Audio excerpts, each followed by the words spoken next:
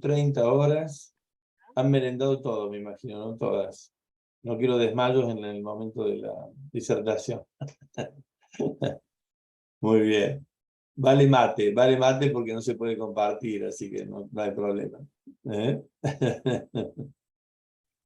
Bueno, ¿No, vamos a ver. Gladys, ahora? A ver, estamos esperando el contacto. Gladys, a ver. Vamos a pedirle. No he podido ingresar aún todavía en la sala, parece. A ver. No tenemos ni audio ni imagen. Vemos el cuadro anterior. Pero vamos a ver. Vamos a ver, esperamos un poquito más. Gladys dice, está con cámara apagada, dice, pero yo creo que no está, me parece, ¿eh? Me parece que ha quedado su participación anterior. Vamos de nuevo. Ahí estamos. Ahí le damos la bienvenida de nuevo. A ver, Gladys, ¿estás por allí? A ver. Hemos admitido. A ver si podemos... Mica, si le damos lugar a Gladys. Debe estar al último, quizá. A ver. Gladys, a ver dónde andamos. ¿Dónde estás? Estamos buscándote. Te hemos dado la bienvenida. Acá estoy, ahora voy a compartir pantalla. Ahí A estamos. lo mejor, ¿sabes? Compartiendo pantalla pudiera ser que se te escuchara mejor, Gladys. Claro. Bueno, vamos a ver qué pasa. Adelante, adelante, tranquila. Sí, sí. Ahí estoy tratando de compartir. Aguarden un momentito. Hasta ahora se te escucha muy bien, ¿eh? Bueno.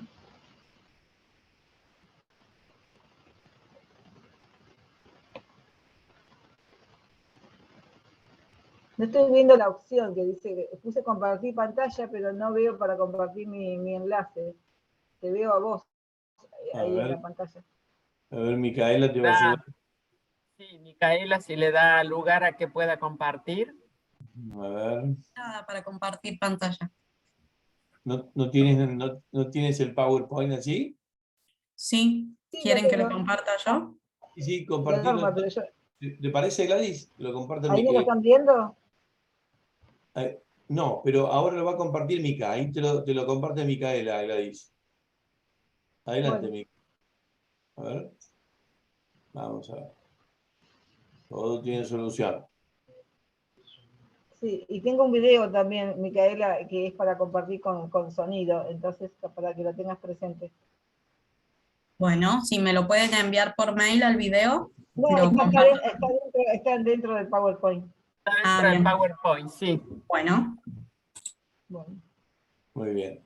A mí no me salía acá la opción de compartir directamente, cuando apretaba esa opción.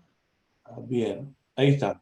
Bien, ahí está. Bueno, Micaela, disculpame, te voy a ir pidiendo que me pase. Vamos con la siguiente. Esta fue la presentación que hizo Norma.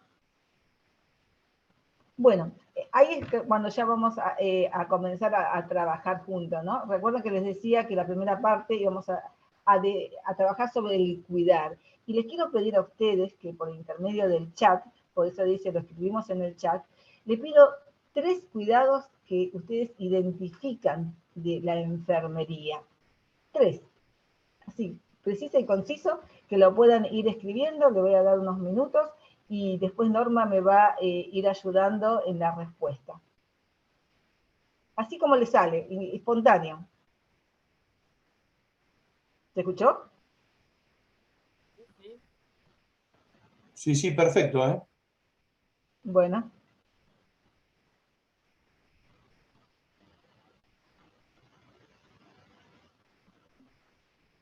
Son muchos, así que va a estar lindo escucharlos. Sí. ¿Querés que te lo vaya leyendo? Esperemos un poquitito mientras Bueno. lo van escribiendo. Bueno.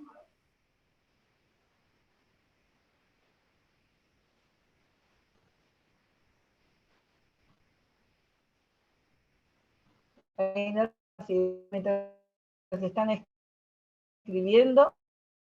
Vamos a leer algunos. Escuchamos. ¿Norma, me escuchás? Escucho. Sí, Bueno, perfecto. cuando quieras empezar a leerlo. Bueno, ahora espérate un Así, segundo. Sí. Sí, ahí voy. dale.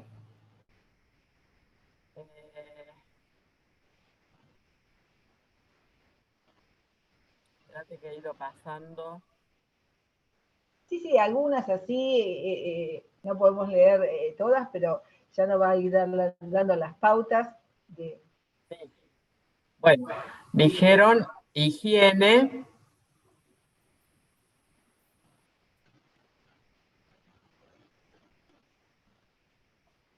empatía, Sí, rotar al paciente, acompañamiento, cuidados, nuevamente empatía, necesidades físicas del paciente, la higiene, confort y comunicación, escuchar al paciente permitiendo que exprese sus sentimientos y emociones, acompañamiento, higiene, escucha y alimentación, confort, la escucha, acompañamiento, calmar el dolor, higiene, confort y acompañamiento. Higiene y acompañamiento son las que van más apareciendo. Escucha activa, trabajar por el confort del paciente, higiene y confort, los signos vitales, la contención emocional. Bueno, siguen con los signos vitales, el acompañamiento, atención al paciente, cuidados, empatía, asistencia en la alimentación, confort, cuidados, más o menos es lo que va surgiendo en todos, la higiene y el confort del está paciente, surgiendo.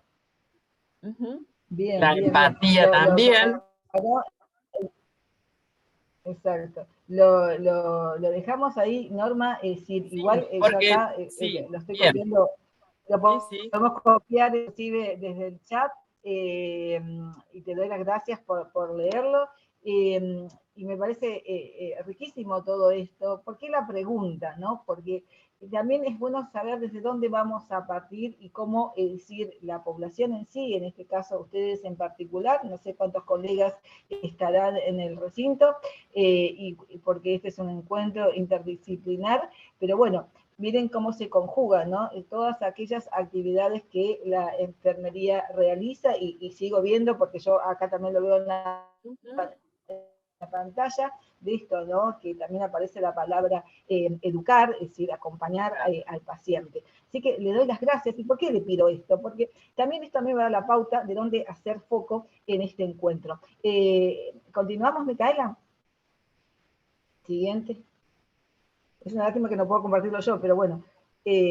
Entonces, quizás pasamos simplemente, y ahora voy a ir un poquito rápido en algunas cuestiones así que requieren simplemente una lectura acerca de lo que a nosotros como enfermeros tenemos, es decir, a Florence Nightingale, que fue una de las precursoras de la enfermería, y miren lo que dice ella ya muchos años atrás, dice: pero si usted no puede obtener el hábito de la observación por una vía u otra, sería mejor que dejara la enfermería, para el cual no ha sido llamada, por muy bondadosa y sensible que sea usted. Y entonces aparece la palabra, si tuviéramos que tratar de esto, la observación, ¿no? Y que de alguna manera, es decir, ustedes en todos los que compartieron, está la palabra. Y también está la empatía, porque bueno, ella dice así, que si con la bondad y la sensibilidad, es decir, quizás no sea decir, posible conjugar el rol de enfermería, pero creo que también hoy la enfermería ha cambiado y se conjugan todos estos valores. Sigamos. Entonces vamos a ir viendo definiciones de lo que es el cuidar, y el Consejo Internacional de Enfermería, la nuestra, nos dice que el cuidado de enfermería es una necesidad y un derecho universal, es decir, que una persona sea cuidado.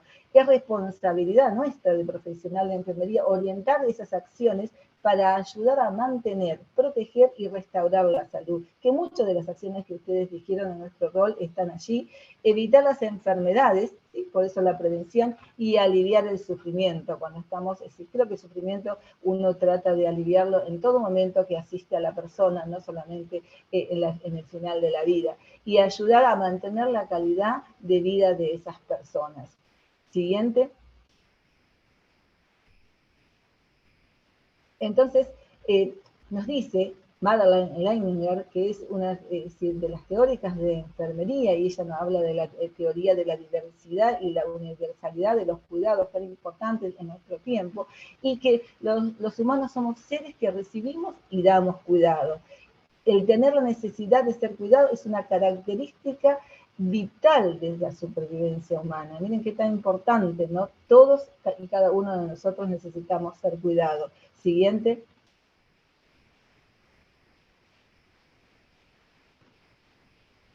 Y también nos trae, es decir, una colega más todavía, Morse, es decir, que hay una categoría realmente del cuidado. Esto es importante tenerlo en cuenta en cada una de nuestras acciones. El cuidado como una característica humana, esto de que desde ya todos necesitamos cuidado, el cuidado como un imperativo moral, el cuidado como una forma de afecto, y por eso también creo que salía todo lo que es la empatía, el cuidado como una relación interpersonal que nosotros establecemos con el paciente y su familia, y el cuidado como una intervención terapéutica, ¿sí? Porque el cuidar siempre es un encuentro terapéutico, y en todas estas categorías se hace evidente la dimensión ética, que tiene que envolverlo y tenemos que tener en cuenta.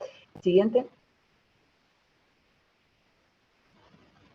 Entonces, también nos habla Simone Rollard, es decir, que es una enfermera y filósofa, de 5 características que tiene el cuidar.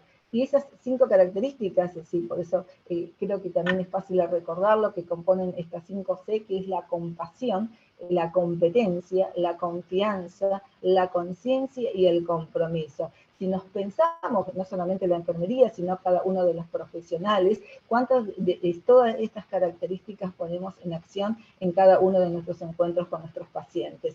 Siguiente.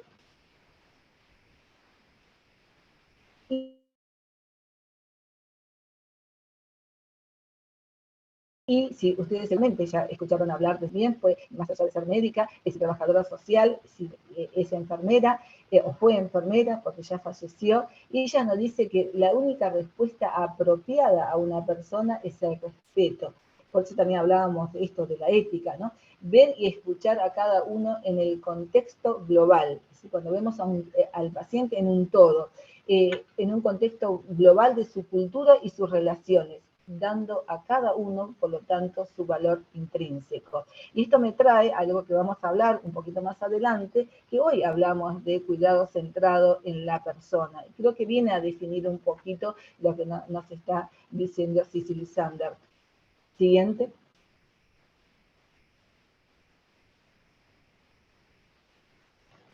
Micaela.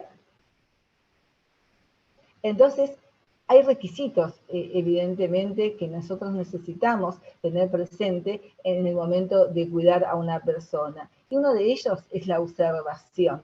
Entonces, si podemos observar, no importa si estamos al lado del paciente con una distancia determinada, es decir, la observación es poder pensar que asistida por el equipo de cuidados paliativos, el equipo que se conforme, esta paciente, que la podemos llamar Sandra, permanece en la cama todo el tiempo y solo ingiere alimentos una vez al día sin tolerar las comidas sólidas. Duerme la mayor parte del día y está ensimismada. Ya nos está diciendo cómo la vamos a cuidar a Sandra. Siguiente.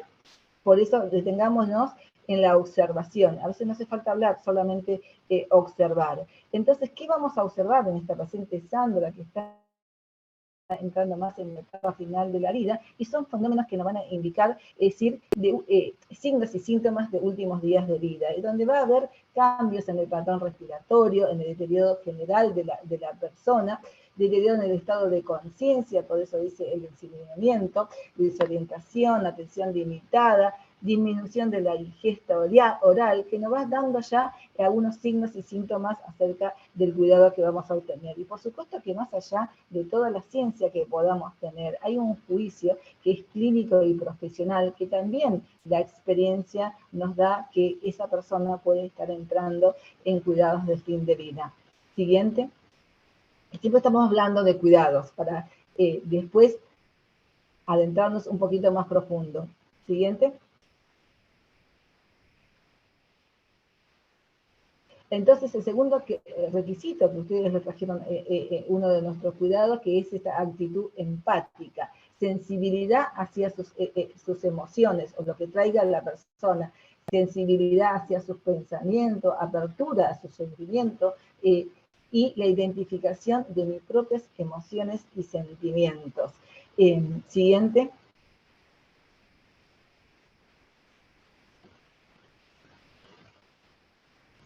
¿Por qué es importante decir de mis propios sentimientos? Porque vamos a entrar en el mundo de esta persona que estamos cuidando y vamos a decir, el mundo de Sandra está atravesando por una intensa debilidad física, por eso que decíamos, por sus patrones que estaban alterados, por una tristeza, por miedo, por enojo, por una lucha interior, por una confianza en sí mismo o por el otro. Entonces yo sí tengo que confrontar esa realidad que vive la persona, cómo puedo ayudarla y qué estoy sintiendo yo para poder cuidar.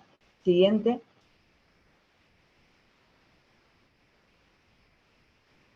Entonces, ¿por qué traigo esto? Porque cuando estamos, es decir, asistiendo a nuestros pacientes, esta frase es súper importante, esto que dice que más allá de nuestro profesionalismo y de que estemos acompañando en el dolor ajeno, cuando uno de nuestros pacientes se está muriendo, está entrando en una etapa de final de vida, nuestra afectividad, nuestras emociones y nuestros miedos entran en juego. Y ese juego es la que tengo que identificar para poder cuidar al otro. La muerte ajena nos confronta con nuestra propia finitud. Por eso también, más allá de hablar del cuidado hacia la otra persona, vamos a hablar del cuidado hacia uno mismo, que es el autocuidado.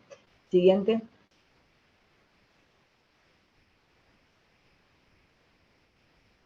Entonces, del tercer requisito está justamente la motivación de cuidar. Así como le decía al principio, Norma, que yo soy coordinadora de una escuela de enfermería, y la verdad que hoy hay que trabajar mucho realmente como para comprender en qué consiste el cuidado. Que un baño en cama, a veces los alumnos no quieren hacerlo porque quieren aprender otras técnicas. Sin embargo, el cuidado del cuerpo, un baño en cama, realmente nos da mucha información acerca del paciente. Entonces, tenemos que motivar este cuidado, ¿no? del cuerpo. Entonces, esto que dice motivación para el cuidado, nos vuelve a traer a Cicely Sander, que nos dice, tú me importa porque eres tú. Haremos lo posible no solo para que mueras en paz, sino para que vivas tan activamente como sea posible hasta el momento final. Y eso es una construcción justamente a través de la comunicación, la confianza, la actitud empática que uno ejerce con el paciente. Siguiente.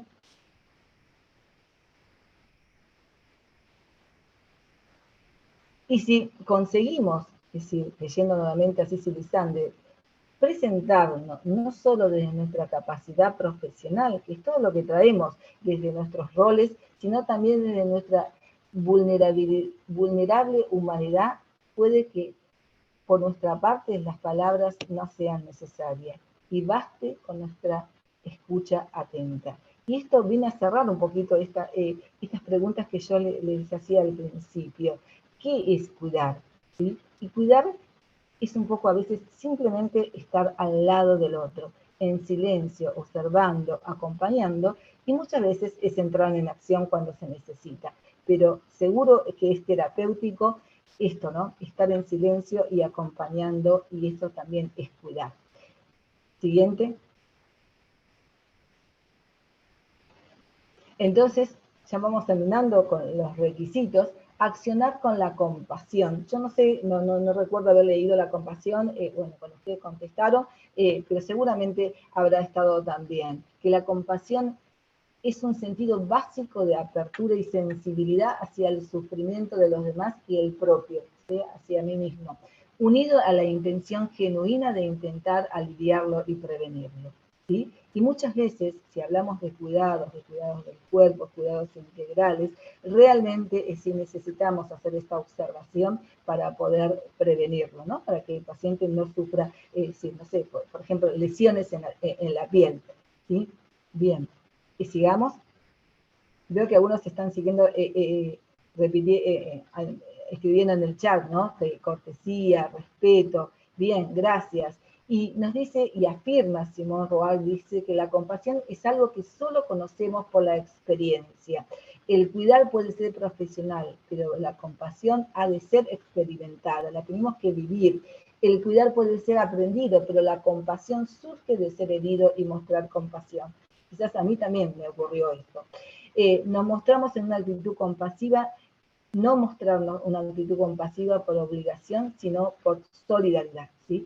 Eso es la compasión, no es una obligación, lo tengo que sentir. Lo dice acá Héctor Nobleza, por ejemplo, y sí, seguro que lo es. Continuamos.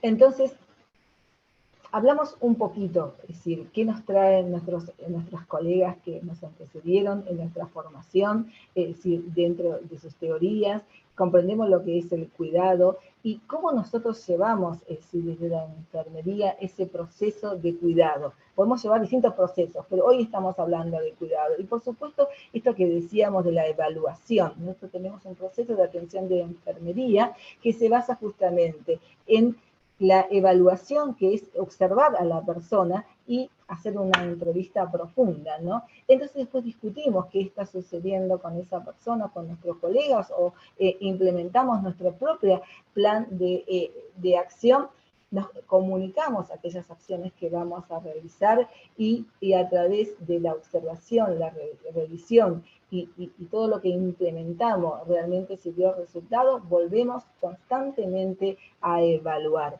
Eso es nuestro proceso de atención de enfermería, que también lo realizamos en cuidados paliativos. Entonces, si siempre es ponerse en el centro, ¿no? Es decir, no es porque el paciente no sea el centro, sino nosotros en este momento, es decir, estar en el centro y poder observar, es decir, de todas estas aristas.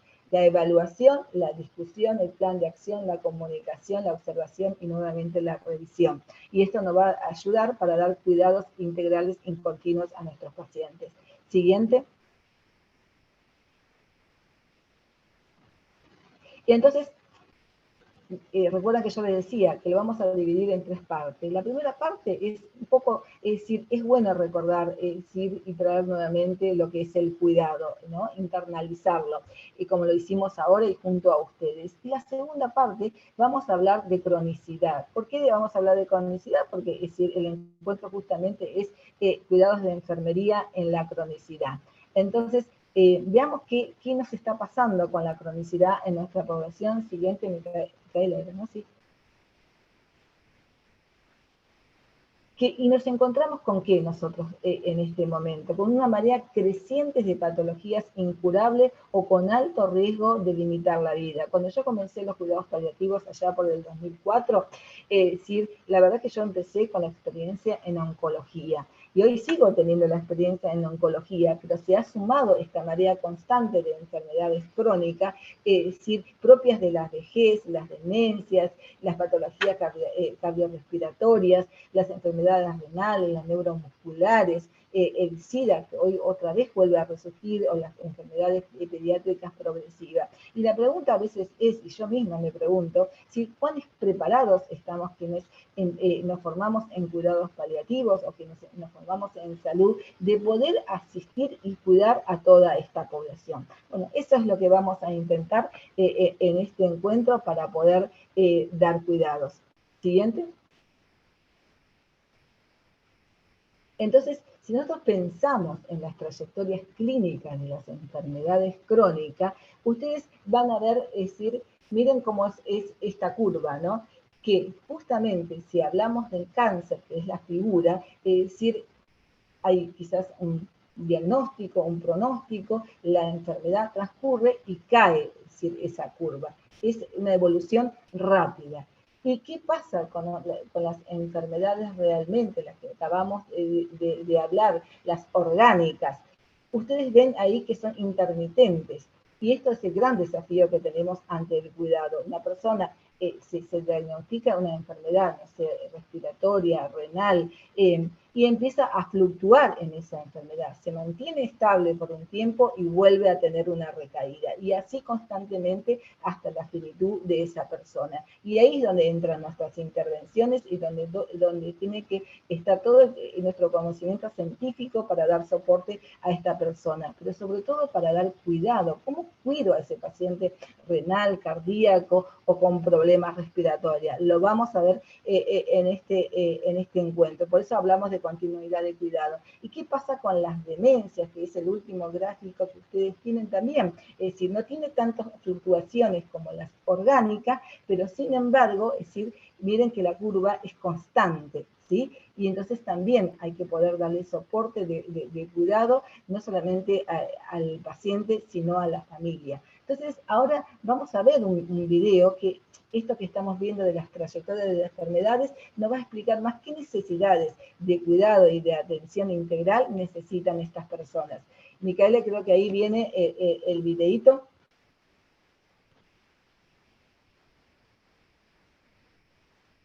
Tiene sonido, ¿no?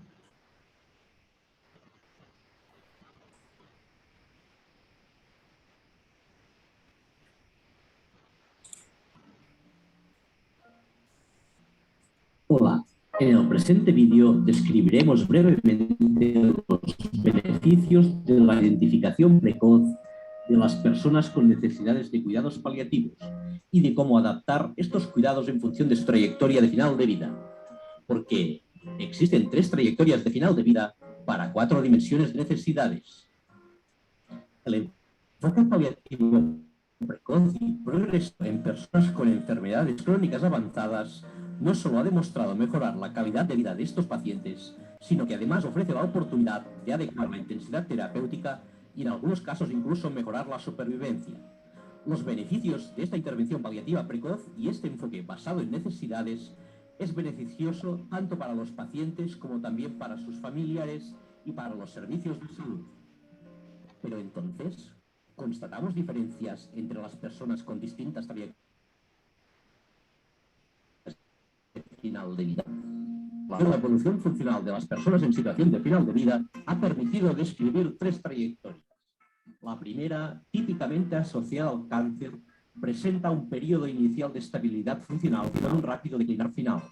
La segunda, habitualmente asociada a las enfermedades de órgano, como insuficiencia cardíaca o enfermedad pulmonar crónica, presentando un curso más episódico e intermitente. Finalmente, una tercera trayectoria caracterizada por un declinar progresivo, típica de los pacientes con demencia. Pero la experiencia de finalidad de la dimensión física y bien la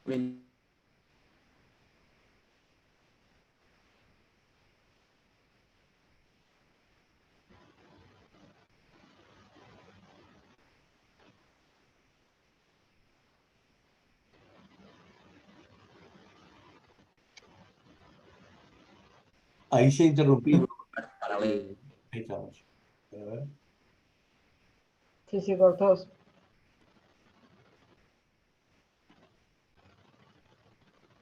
A ver, Pero igual vamos. yo también los veo cortados a ustedes. Pues por ahora el video lo está pasando Micaela y se cortó. Sí, sí, debe ser internet. Debe ser internet que está Sí, está interrumpido. bastante malo, porque no, la verdad que Sí, sí.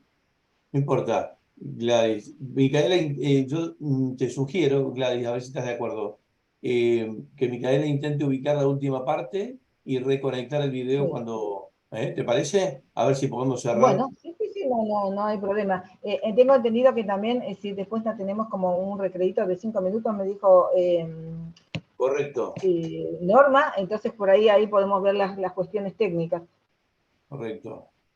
No, ahora sí sigo como para terminar esta parte, porque la verdad que está muy bueno verle igual ustedes después lo van a tener, yo se lo puedo enviar, pero para poder ver estas trayectorias, ¿no? De estas necesidades de cuidados de los pacientes ante las distintas patologías y cómo se desenvuelven. Pero bueno, entonces, Micaela, seguimos después del video. Perdón, se me cortó la luz, ahí lo pongo desde el celular. Bueno, si se corta. Yo puedo intentar, Micaela, a ver si lo puedo compartir esta vez. ¿Querés que pruebe? Sí, está habilitado para compartir. Porque yo cuando pongo compartir pantalla, te digo, a ver si vos me podés ayudar. Veo, dice compartir audio al sistema, después dice compartir, dice pestaña Chrome, ventana y toda la pantalla. No dice más nada cuando pongo compartir. ¿Sí? No es lo que me pasa habitualmente cuando comparto. ¿Usted tiene el PowerPoint abierto? Sí, lo tengo abierto.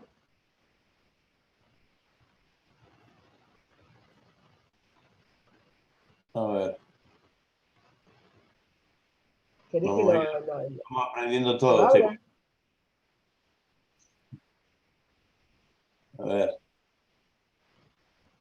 Yo no veo otra cosa. ¿Ustedes ven otra cosa cuando es compartir?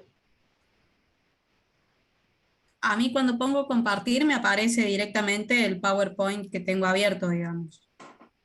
A ver, ahora lo voy a volver, por las dudas lo voy a volver a abrir, pero ya lo tenía abierto, así que lo voy a intentar nuevamente. Abrir, ahí.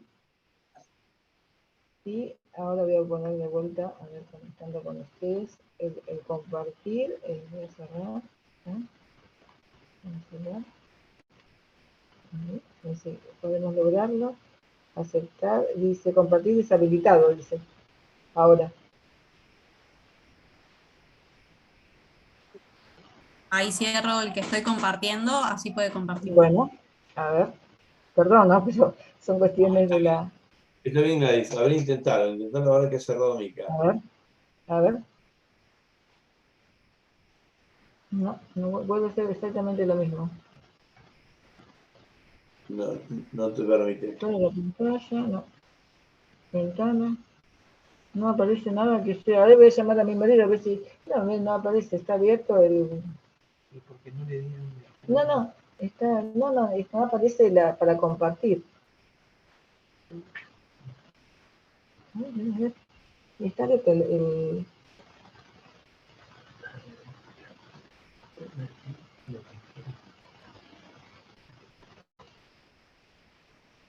Por ejemplo.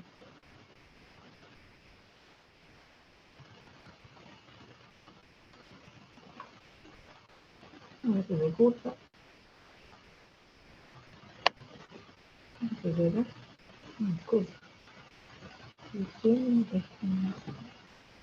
Tampoco. Ustedes no están viendo nada, ¿no? Ahora ahí. No, nosotros no vemos.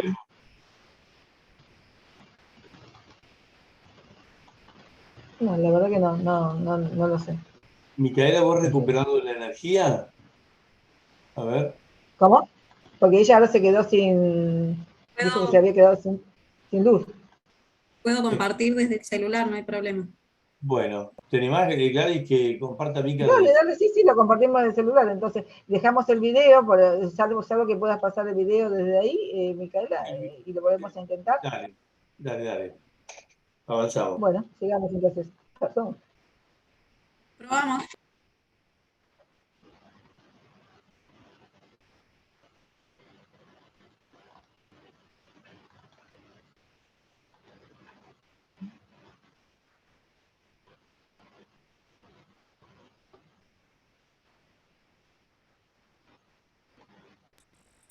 De las personas con necesidades de cuidados paliativos y de cómo adaptar estos cuidados en función de su trayectoria de final de vida. Porque existen 3 trayectorias de final de vida para 4 dimensiones de necesidades.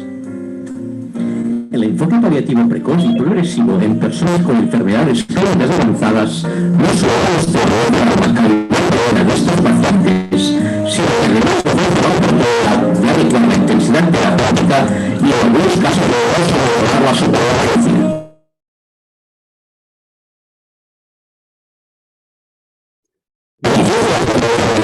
Y este paso es muy doloroso tanto para los pacientes como también para sus familiares y para los servicios de salud.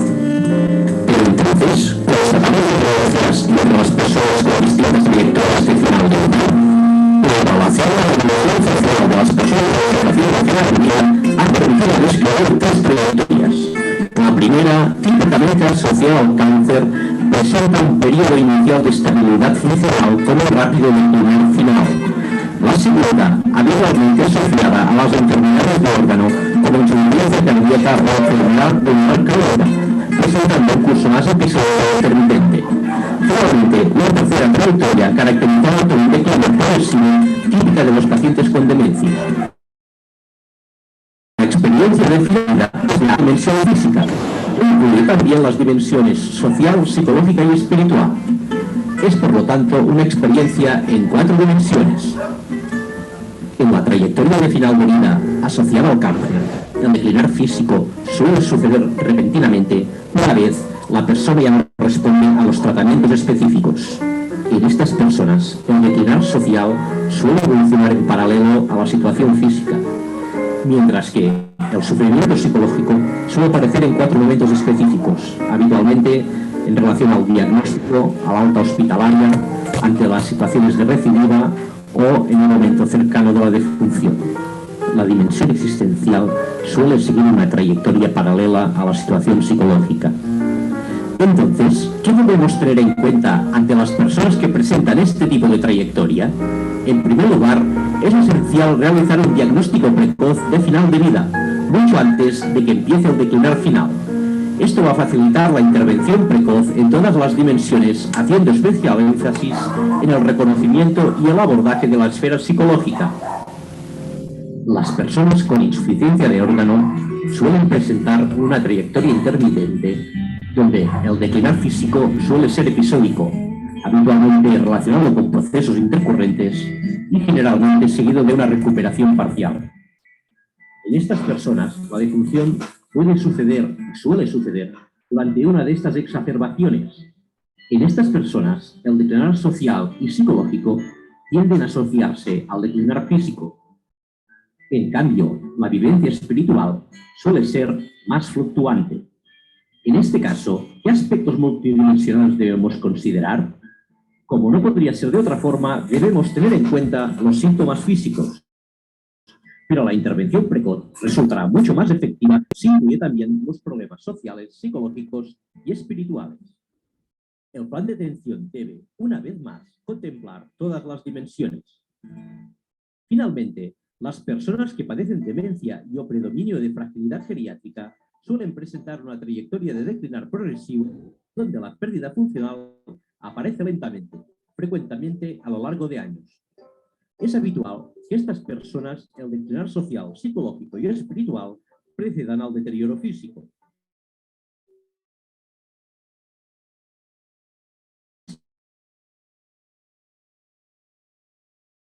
Debemos tener en cuenta ante las personas el abordaje social y psicológico tanto del paciente como de su entorno, teniendo en cuenta que las situaciones que más suelen preocuparles es el miedo a la pérdida de las capacidades cognitivas, la dependencia física y la sobrecarga de los cuidadores.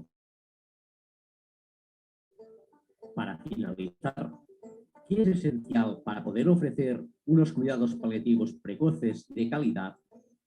En primer lugar, es importante identificar precozmente a las personas con necesidades de atención paliativa, teniendo en consideración las dimensiones física, social, psicológica y espiritual. También puede ser útil discutir las trayectorias con los pacientes y sus cuidadores. Y finalmente, planificar, integrando los cuidados paliativos de forma precoz en el manejo de la enfermedad, haciendo de la comunicación un elemento central de la atención.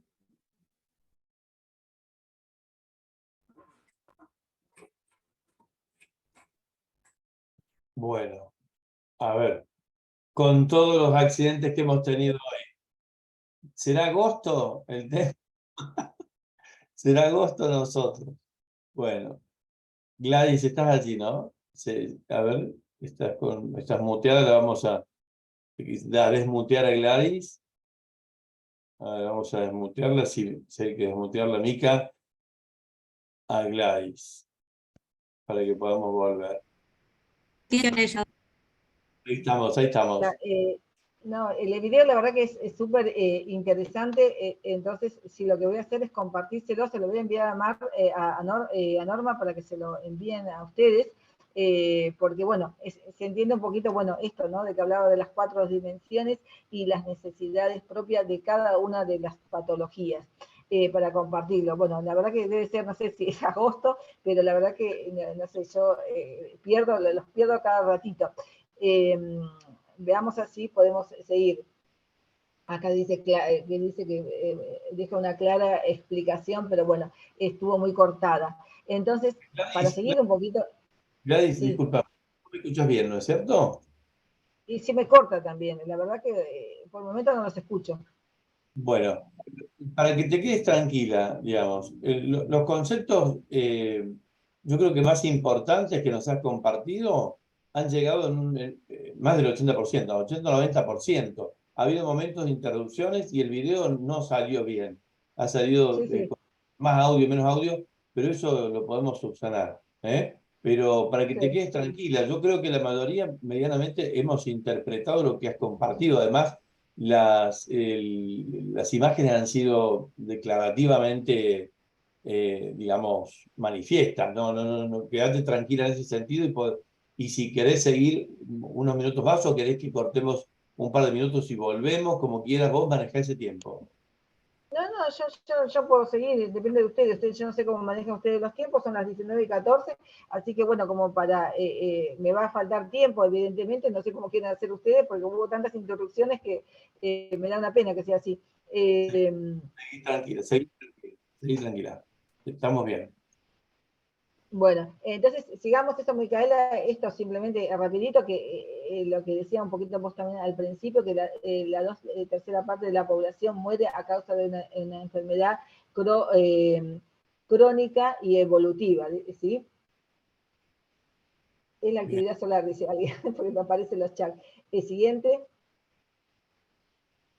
que el 2% de la población adulta padece una o varias enfermedades crónicas avanzadas con pronóstico de vida limitado menor a 18 meses, que es un poquito también lo que nos quería explicar ese video. Siguiente, Micaela. Por Micaela la voy a tener loca. Dice, y esto que es tan importante, ¿no? Que más allá de los datos clínicos que podamos llegar a tener, es decir, a través de todos los estudios científicos, que las personas con enfermedades crónicas consumen el 35% el gasto en salud. Es una barbaridad. Entonces creo que también está en nosotros poder decir desde donde nos encontramos trabajando, poder modificar y en el futuro. Siguiente.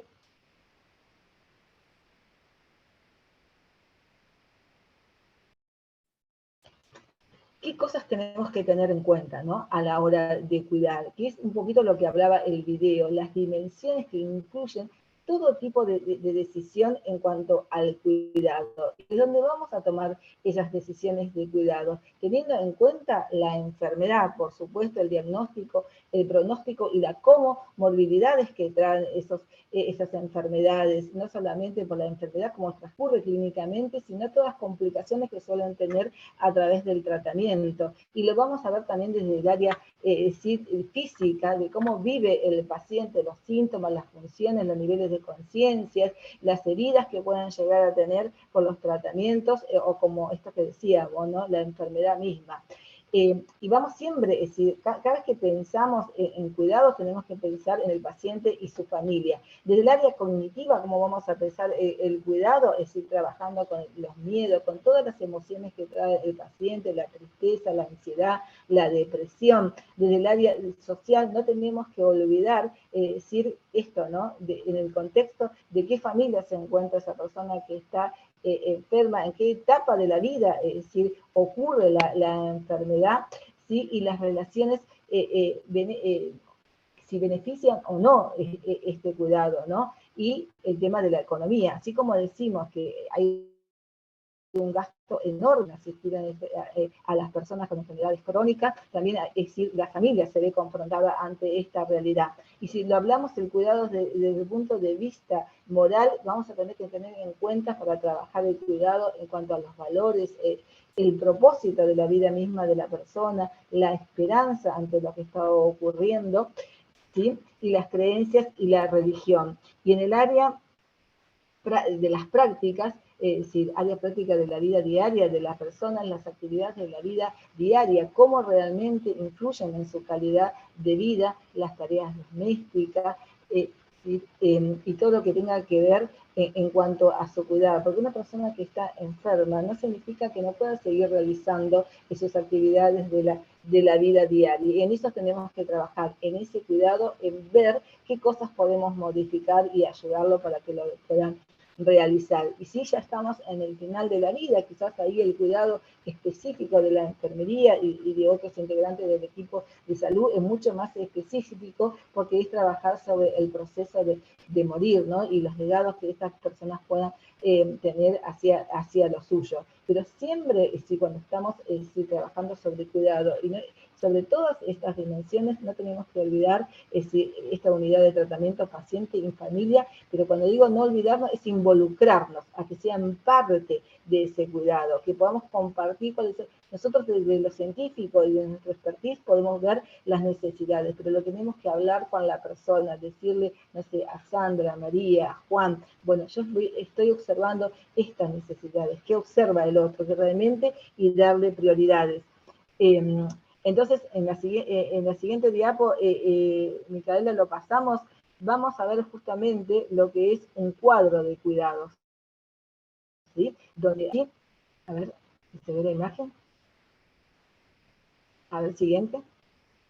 Ahí está. Este cuadro de cuidado que habla un poco de esa dimensión en 4D que decía el video en cuanto a lo físico, lo social, lo económico, lo espiritual. Entonces, para poder nosotros centrarnos en lo que necesita el paciente. Esto le puede ser útil a ustedes en los lugares donde trabajan. Miren cómo está compuesto justamente esas dimensiones que se trabaja en la unidad de tratamiento, donde por un lado tenemos el manejo de la enfermedad, en lo físico, en lo psicológico, lo social, lo espiritual, todo lo que tenga que ver en los prácticos, los cuidados de fin de vida, y seguir acompañando en el cuidado a la familia, por eso dice pérdida y duelo. Entonces nosotros, cada uno de estas dimensiones, lo vamos a ir trabajando en el cuidado, en la evolución de la enfermedad, y vamos a ir justamente viendo qué necesidades tiene y vamos a ejercer un plan. Esto que yo decía del proceso de atención de enfermería, bueno, ¿qué decisiones se va a tomar junto con la familia y el equipo? Es decir, y esas decisiones realmente, ¿cómo las voy a informar? ¿Cómo la voy a realizar? ¿Cómo la voy a poner en acción? Y después hacer el plan de cuidado específico para esa persona. Pero primero tengo que observar, evaluar, y compartir todo aquello que nosotros observamos para poder entrar en el plan de cuidado. Y ir revisándolo constantemente, porque realmente estas enfermedades, no solamente al inicio, porque al inicio es que justamente decir, hay otro tipo de cuidados que es el impacto, las emociones ante la enfermedad, qué va a pasar conmigo, todo lo que transcurre hasta que uno llega al final del pronóstico de la enfermedad, que necesita otro tipo de cuidado. Por eso también es súper dinámico. Siguiente, este cuadro nos ayuda realmente a comprender el proceso de la persona ante su enfermedad. Entonces, el tratamiento específico de la enfermedad, miren ustedes, lo ven bien en el gráfico, es decir, hay un diagnóstico y después hay un tratamiento, y hay un plan de cuidado ya en el fin de la vida, en la agonía y en el duelo. Y miren cómo esa figura de la persona, es decir, que se la ve joven al principio, puede ser una persona también añosa, pero cómo va cambiando en su imagen corporal. Siguiente.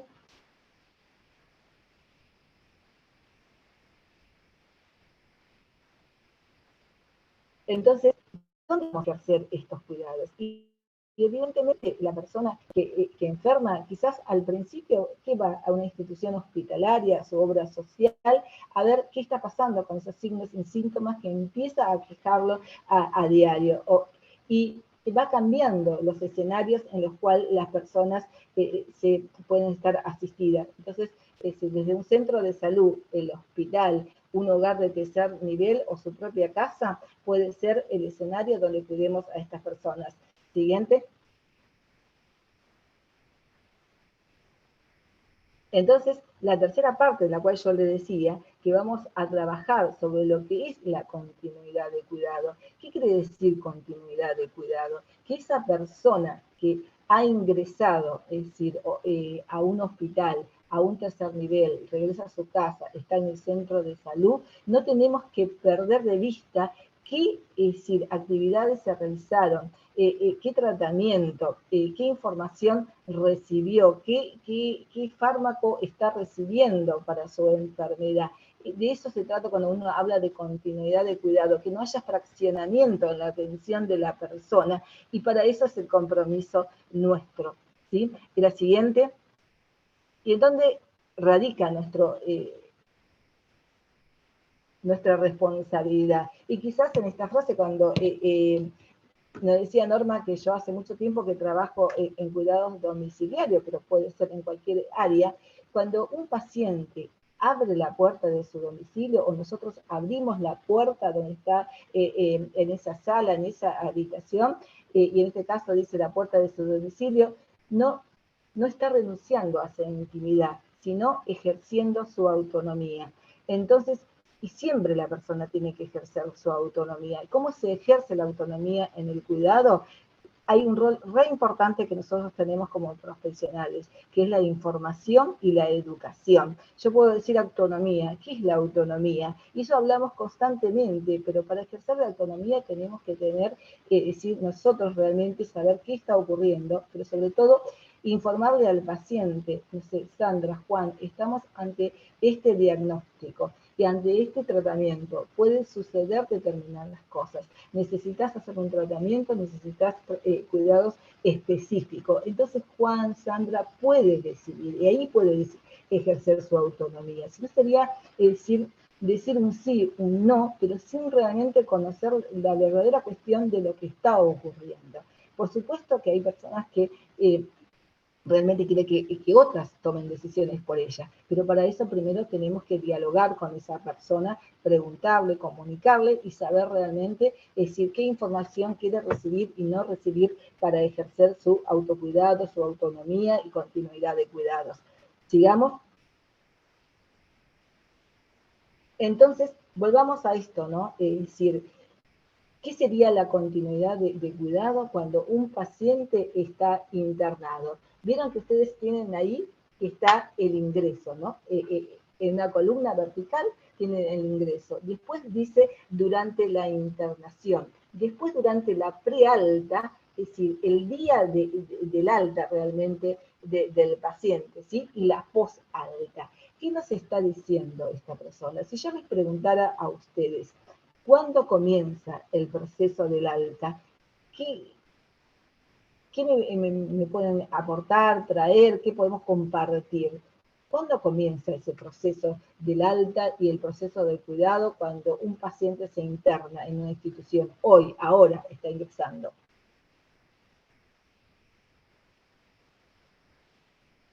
Pueden abrir, no sé si pueden abrir su micrófono y simplemente contestar. Sí, pueden, quien quiera hacer una referencia, hacerla con tranquilidad. Acá dice el alta desde que empezamos a tratar al paciente, nos dice Diana. ¿Qué más?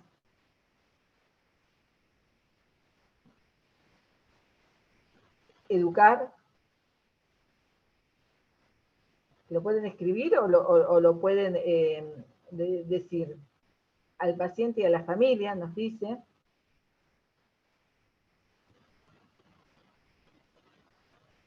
A aplicar todos los signos vitales en pleno para el confort. A ver, alguien más que nos diga algo y continuamos.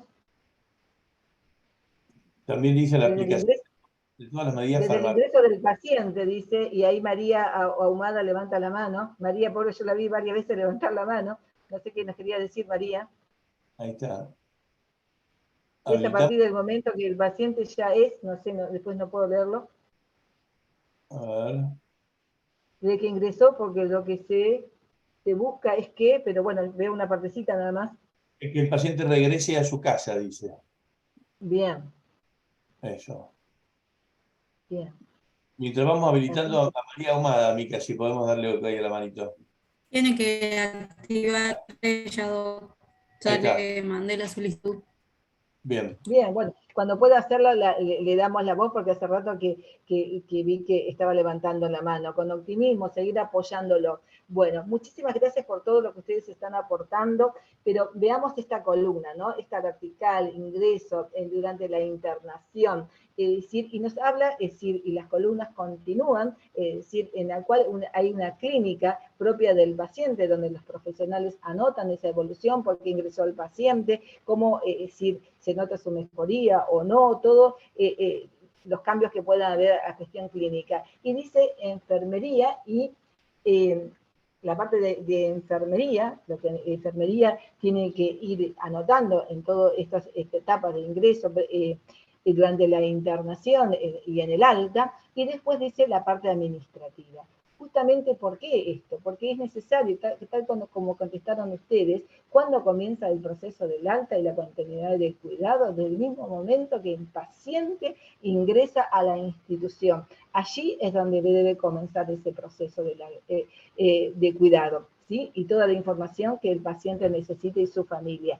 ¿Por qué es importante esto? Justamente para dar continuidad de cuidado, para que el paciente no vuelva a reingresar, por este costo de salud que antes decíamos, para que no, si realmente no tenga una recaída, que significa nuevamente una internación del paciente. Siguiente, Micaela. Entonces, si hablamos de continuidad de cuidados en ambos ámbitos asistenciales, en nuestra realidad es hoy, esto que hablábamos, ¿no? ¿Ante quiénes? Es decir, ante los pacientes que están envejeciendo, ante los pacientes que tienen patologías crónicas, por las nuevas patologías, por las necesidades de atención domiciliaria, que hoy realmente se necesita un gran plantel de profesionales que den asistencia a nuestros pacientes, por cambios en los perfiles de la familia. Hoy ya no tenemos familias que puedan cuidar, porque las familias tienen que salir a trabajar, entonces necesitamos cuidadores externos, que también necesita dar sostén en esta continuidad de cuidados, por estos cambios de perfiles, por las nuevas demandas sociales que hay en el cuidado y por los avances científicos. Esto es lo que hoy nos interpela a nosotros para poder dar sostén al cuidado. Siguiente.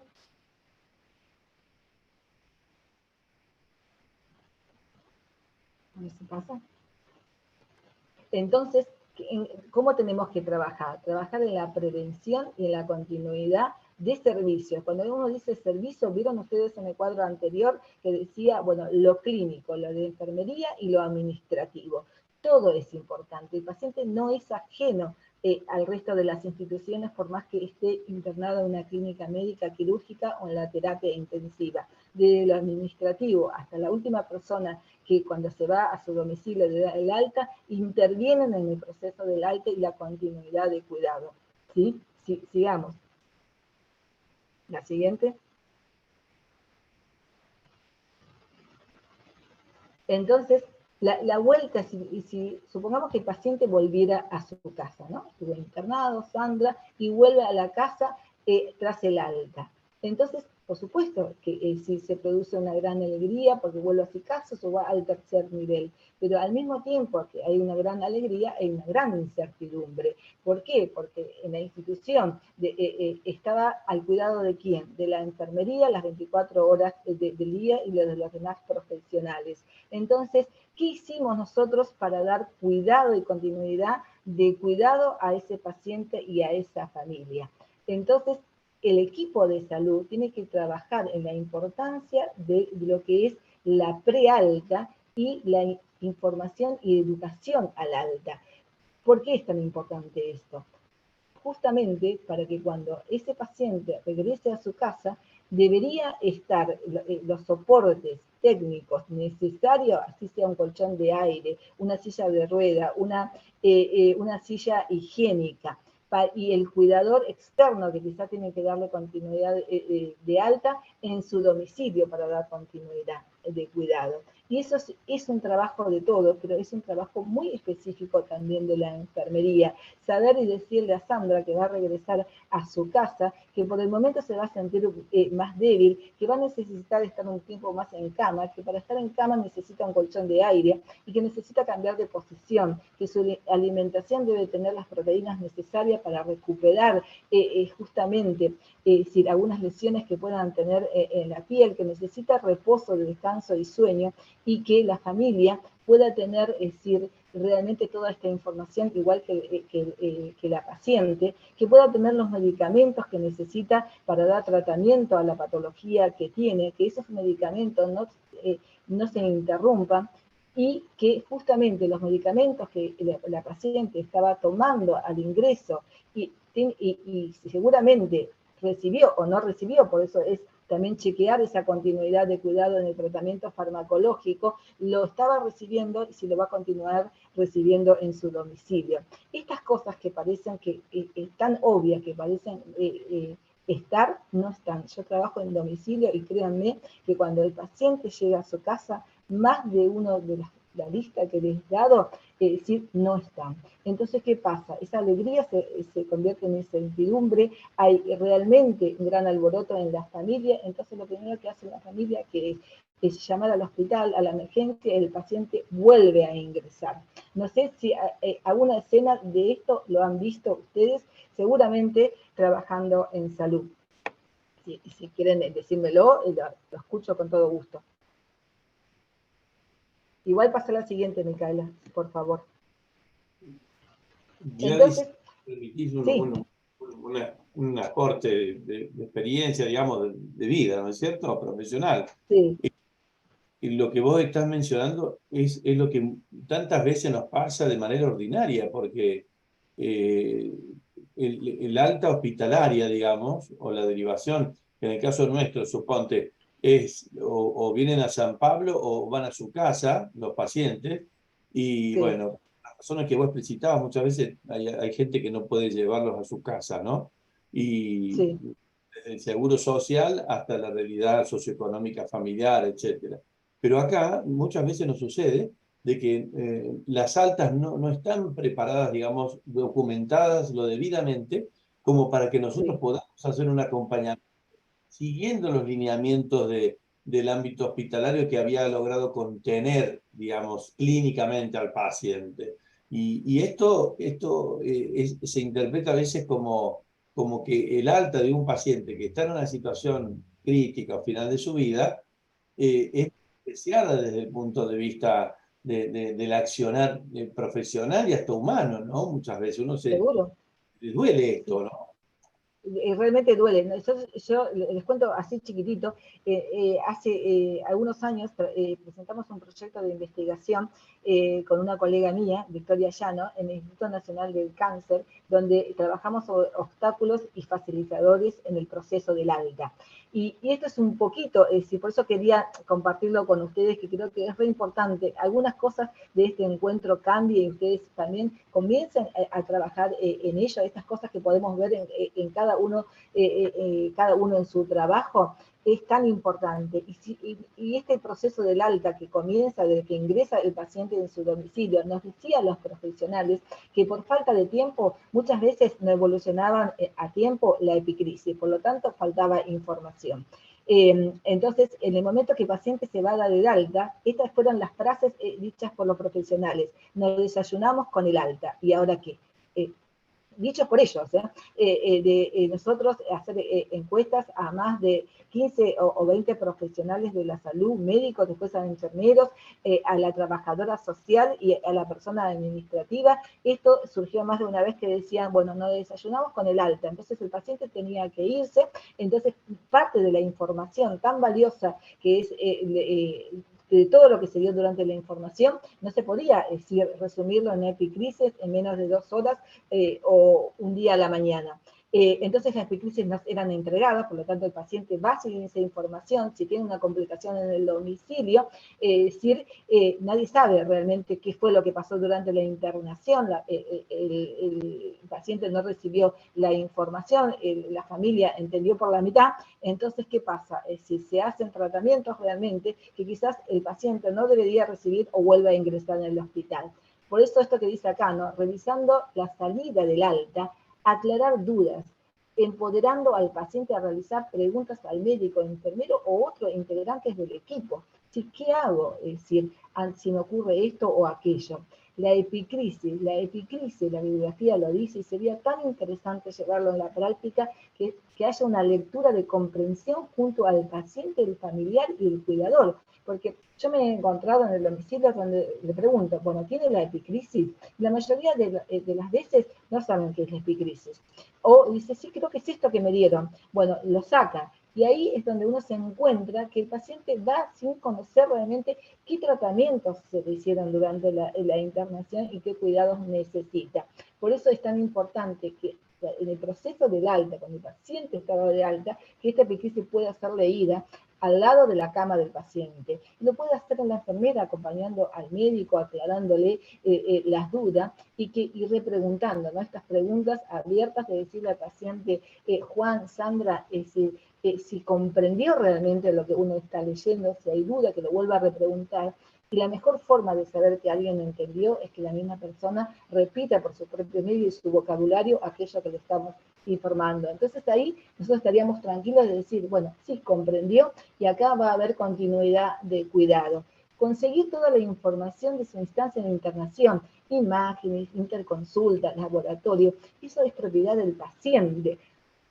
No tiene que quedar en la institución, y a veces el paciente no lo sabe. Importante el seguimiento del tratamiento farmacológico. Si esto que dice acá, la conciliación de la medicación, cuando un paciente ingresa a una institución, y estos cuidados de enfermería, es saber si realmente qué medicación estaba tomando por otras patologías o la patología por la cual ingresó, si lo continúa durante la internación, y después sí tiene que seguir tomándolo, porque muchos de los medicamentos, a veces que uno tomaba en domicilio, a veces se suspenden y se agregan otros. Entonces, el paciente tiene que ir con ese listado, con las dosis, y para qué es ese medicamento, para que no lo interrumpa o que no lo suplemente por otro medicamento que parece ser que es igual y no lo es, ¿sí?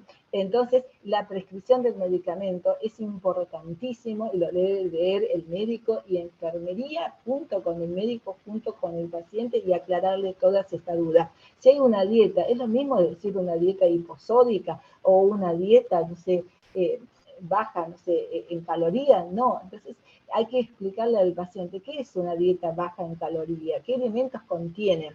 Siguiente. Mire que son, es decir, esto lleva tiempo. Seguro que lleva tiempo, pero también evitará que el paciente reingrese, ¿sí? O que realice el tratamiento como corresponde y los cuidados necesarios. El paciente que está en el proceso del alta normalmente tienen turnos asignados. Entonces, chequear esos turnos, es decir, el seguimiento por los profesionales que va a haber después, porque es importante para ver su recuperación o cómo tiene que seguir. Y muchas veces los pacientes dicen, bueno, pasó, el médico tal era alto, rubio, muy amable, pero no sabe cómo se llama. Por eso la identificación nuestra, de nuestros guardapolvos, nuestros delantales, en nuestro equipo de trabajo es tan importante para que sepa que yo soy la enfermera de turno mañana, que me llaman Gladys Grance, y atendía al paciente para que sepa a quién buscar.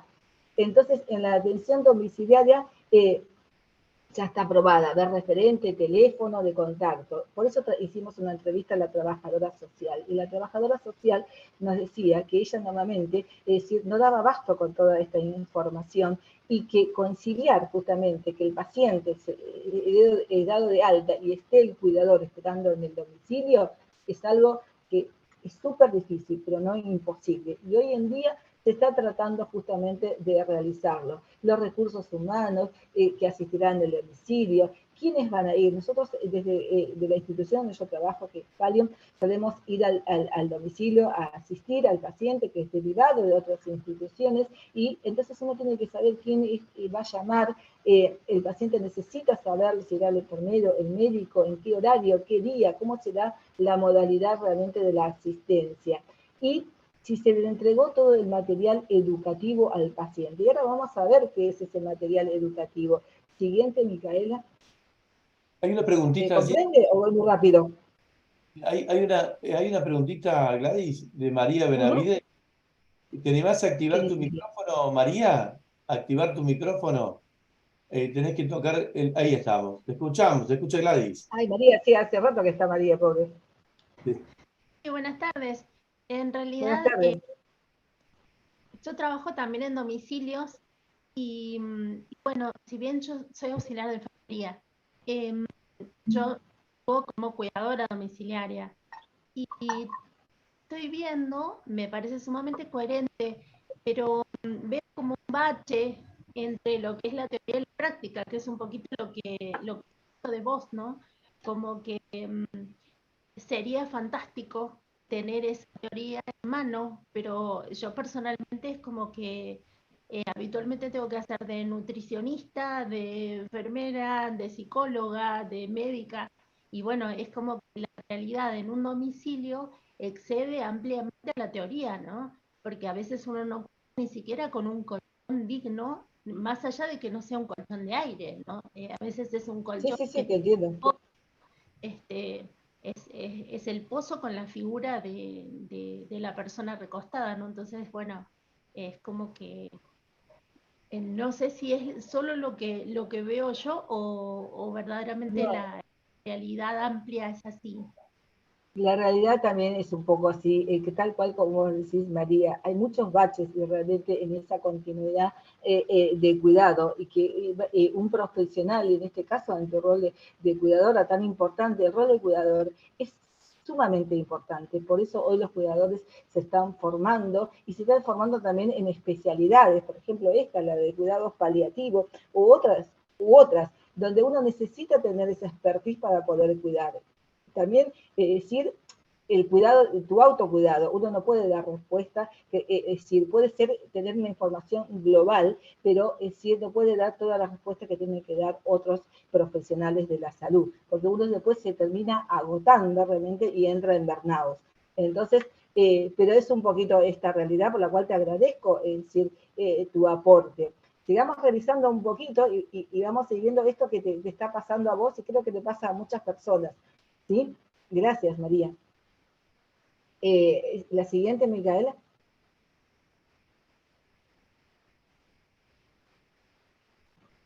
A ver si pasa.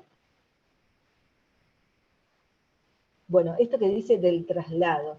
El traslado será, ¿dónde se, quién va a pasar a buscar al paciente? ¿Será trasladado en ambulancia, del hospital al domicilio, al tercer nivel? ¿Qué horario? Hay pacientes, que les puedo asegurar, que se pasan horas en un pasillo del hospital porque la cama tiene que estar ocupada, porque el servicio de traslado no llegó, no le avisaron. Por eso es importante lo que yo le decía, lo administrativo. Es decir, que sepa realmente que ese paciente a la mañana temprano va a ser dado de alta y que a las 2 de la tarde, es decir, ese traslado tendría que llegar.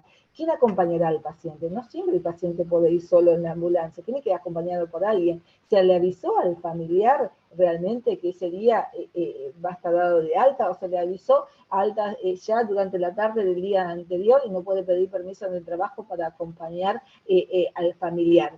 ¿Sí? Entonces, ¿quién acompañará al egreso? ¿Quién recibirá en la casa? Alguien tiene que estar, por ahí lo puede acompañar, pero nadie va a recibirlo.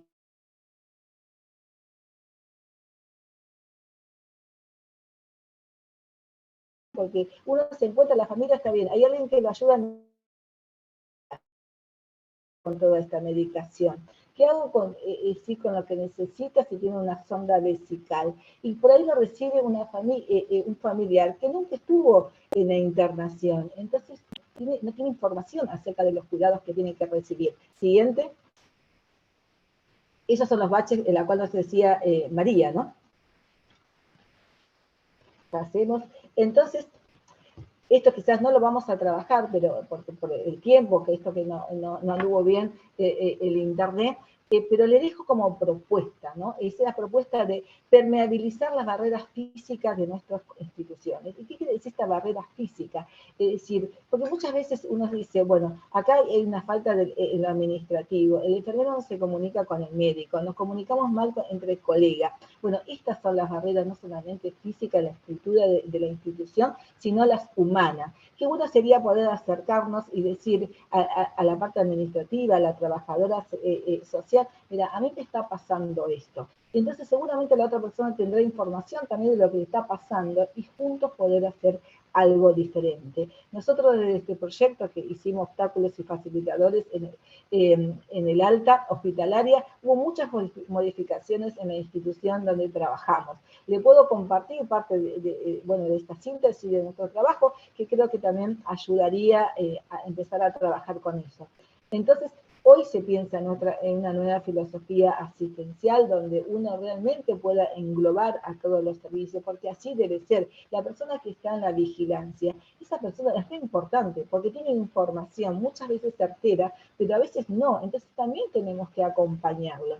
Y la atención compartida, ¿qué significa esta atención compartida?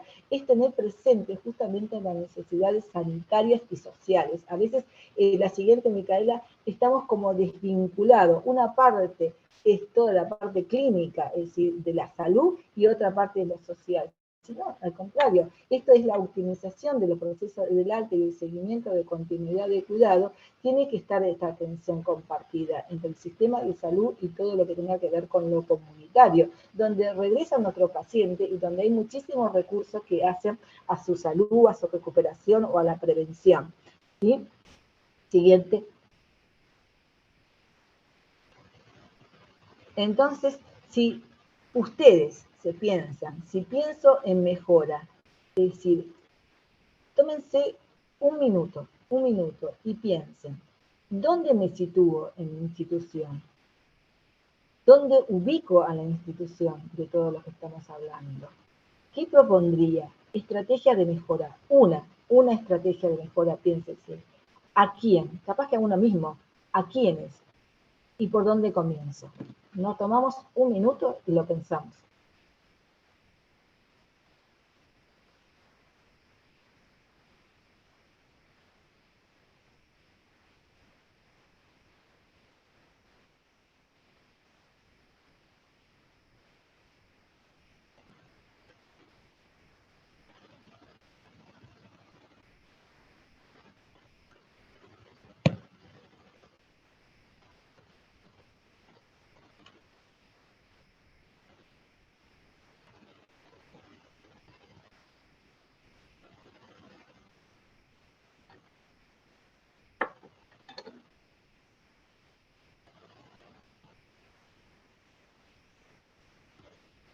Bien.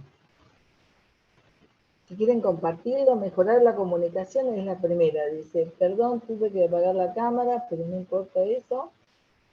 Lo podés pensar igual. La pregunta está escrita ahí en lo que está presentado.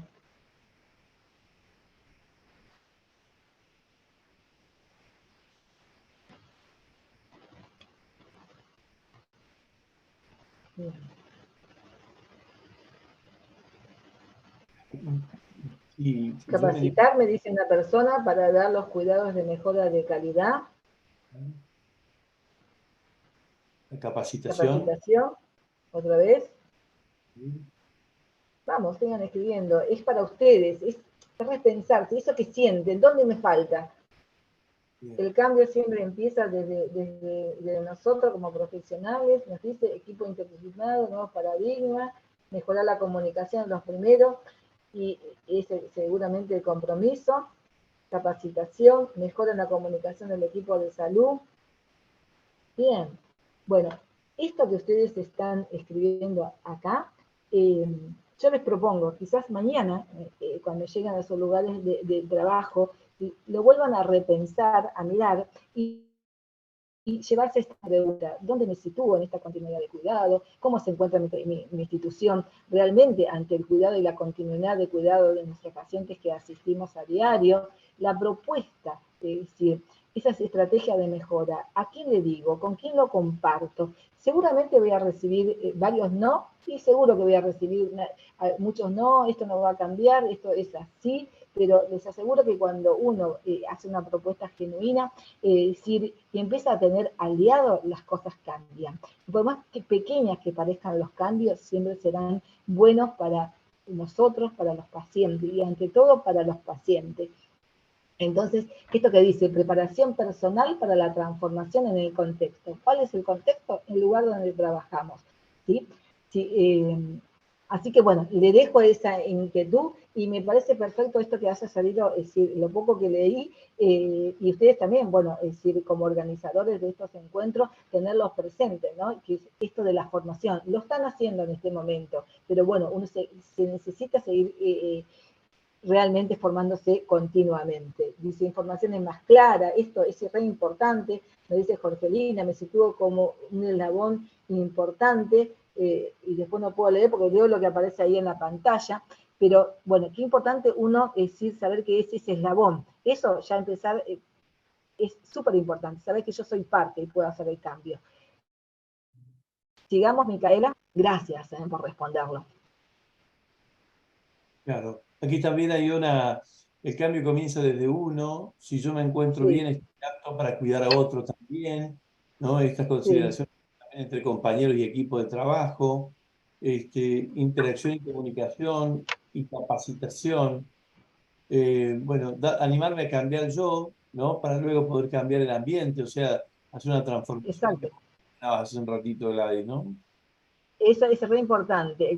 Si uno piensa que alguien va a cambiar, si el otro tiene que cambiar, estamos por mal camino. Cuando uno cambia, seguro que algo en el ambiente cambia, ¿sí? Porque la otra persona ve el cambio en uno, ve acciones concretas de mejora. Por eso este decálogo no lo vamos a leer, simplemente se lo voy a dejar, lo voy a compartir, bueno, ustedes ya tienen el PowerPoint, si no se lo voy a volver a compartir a Norma. Siguiente, Micaela, que justamente es identificar todo esto que estábamos hablando, es decir, es bueno que lo lean para poder llevarlo a cabo. La siguiente, que es parte del decálogo, seguí, Micaela, por favor, con la siguiente, porque yo también veo la hora acá, y entonces esto es decir, es re importante, nosotros somos seres, es decir, comunicativos, y ¿por qué no expresamos? A través del lenguaje. Entonces es importante poder prepararnos, ¿no? ¿Cómo me preparo para ir a hablar, es decir, con el jefe de enfermería, con mi colega, es decir, y entre lo que yo llevo a través del lenguaje haya una coherencia entre mi cuerpo y mi emoción? Porque si yo voy y digo, no sé, quiero mejorar mi servicio de enfermería, y entre mi emoción y mi cuerpo hay incoherencia, algo va a percibir en la comunicación no verbal esa persona. Entonces, a veces es necesario prepararse. Bueno, voy por esta. Bueno, ¿cómo me preparo? ¿Qué le voy a proponer? ¿Qué llevo? Así como llevo el problema, llevo la solución. Y seguramente habrá una apertura. Al principio quizás pequeña, hasta que las cosas empiezan a cambiar. Siguiente. Entonces, y esto también es bueno que se lo lleven, ¿qué obstáculos ustedes identifican en sus lugares de trabajo y qué facilitadores? Y es importante, hemos traído un poco también decir obstáculo, pero seguramente así como la comunicación es un obstáculo, también es un facilitador. Depende realmente de cómo nosotros nos expresamos con nuestro lenguaje, por eso esto de que hablaba de la coherencia. Sigamos. Ahí va a aparecer un cuadro justamente para que ustedes si lo puedan extraer y completarlo. Esto que uno puede decir, bueno, me tomo un tiempito a la mañana en el lugar de trabajo y veo qué obstáculos y facilitadores tengo para poder llevar a cabo las acciones concretas que quiero realizar, con quién lo quiero compartir, discutir, hablar, intercambiar. Acá dice, alguien dice, Ángela dice, los obstáculos son nuestros colegas. Y la verdad que en algún sentido a veces somos nosotros mismos con nuestros propios colegas, pero bueno, los cambios existen también. A nosotros cuando llevamos a cabo esta investigación nos costó muchísimo, no puedo decir que no, pero bueno, lo que vimos también en el correr de 2 años que hubo cambios e interés para cambiar porque ellos veían también que estaban mejor, no solamente el equipo profesional, sino también los pacientes y su familia. Sigamos. A ver la siguiente.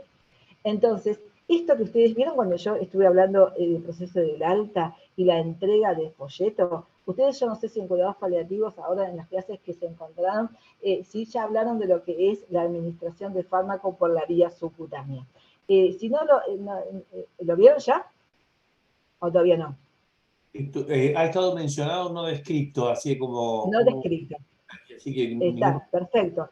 Pero esto es un material súper valioso, hecho por los profesionales de enfermería, puede ser hecho por el propio equipo, donde un paciente que va, es decir, durante su internación o durante el proceso del alta, va a regresar a su domicilio, es decir, con una vía subcutánea, ¿sí? Que uno le pueda entregar este folleto donde le explique qué es la vía subcutánea, cuál es la función de esta vía, los cuidados que tiene que tener la vía subcutánea, dónde están los sitios de aplicación y los fármacos, ¿verdad? Que están listados ahí los fármacos que se administra por esta vía. Y esto vuelvo a repetir, no es un folleto que yo entrego al paciente, se lo dejo arriba de la mesita de luz y me voy. No, me acerco a la cama del paciente, le digo que esto que en este momento estamos utilizando para la vía de administración de fármacos, si sé que en el domicilio lo va a utilizar, le empiezo a explicar de qué se trata, a informar.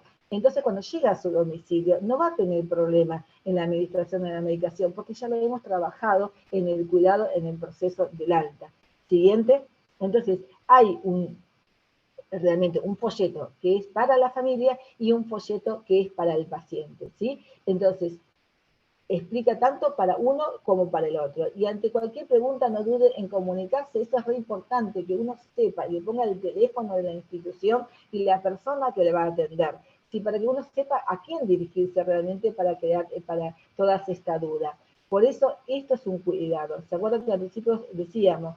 Cuidado es información, cuidado es educación, cuidado no solamente es acción, es el hacer, sino también es cómo hacer, cómo informar, cómo educar para que la persona tenga autonomía y pueda realizarse autocuidados, ¿sí? O que la familia pueda asistirlo, para el cuidador pueda asistirlo. Miren, María nos hablaba realmente de algunas falencias en el domicilio. Si María está asistiendo a un paciente en domicilio y está con vía subcutánea y recibe toda esta información, seguro que ella se va a sentir mucho más acompañada porque sabe de qué se trata. Siguiente.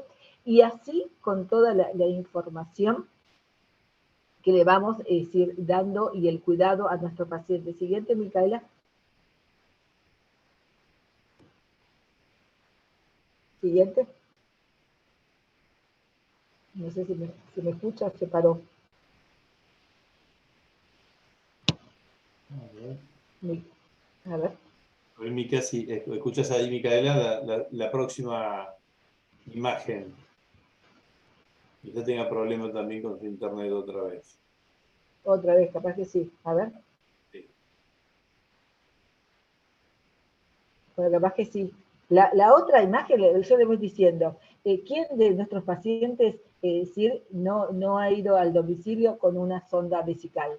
¿Sí? Bueno, ahí está la diapo. Entonces, esto que muestra ahí también es un folleto que les entregamos al paciente, esto es cuidado, es educación, es decir, no es decir, el médico o el enfermero que realizó la técnica para incorporar la sonda vesical porque lo necesitaba por un problema clínico del paciente. Una vez instalado este dispositivo, yo tengo que explicarle al paciente dónde está ese dispositivo, por eso la figura es importante, porque no todas las personas a través de la lectura, a través de la comunicación, comprenden las cosas. Hay personas que interpretan mejor por la figura. Entonces yo, a través de la figura, le puedo decir a ese paciente, es decir, ¿dónde está instalada la sonda vesical? ¿Por qué tengo que cuidarlo? ¿Por qué tengo que hacer una higiene adecuada de la zona? ¿Cómo tengo que,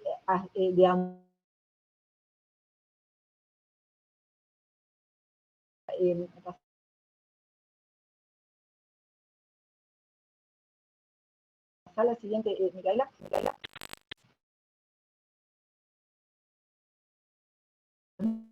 que dan las pautas justamente de cuidado, ¿no? En cuanto a la sonda vesical. Esto que dice, ingerir abundante agua. No es que solamente decirle al paciente, por favor ingiera abundante agua. Le tengo que explicar por qué en este momento, además de la importancia de la ingesta de líquido, decir por qué en este momento es importante, porque justamente no haya esos sedimentos que se da en la tubuladura, en la bolsa colectora, y seguro que el paciente va a comprender y va a incorporar la ingesta de líquido. Por eso miran la figura de la bolsa colectora. Muchas veces yo llego a la medicina y dice, ¿dónde lo voy a colgar? Lo cuelgan, es decir, más o menos lo tienen en el tórax muchas veces. Y entonces acá hay un flujo de orina que como debe ser, no la hay. Entonces tenemos que explicarle.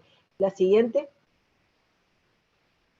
que sigue con ahí está. Entonces, otra vez, la consulta, ¿no? Al médico y al enfermero en caso de que haya complicaciones de fuga, es decir, o se rompa la bolsa colectora, empieza a tener problemas en cuanto a lo clínico, cuándo es el recambio de la sonda, es todo súper importante. Y esto es un trabajo que requiere el encuentro de profesionales que preparan, es decir, un tríptico, un folleto para informar al paciente y lo tenga en su unidad.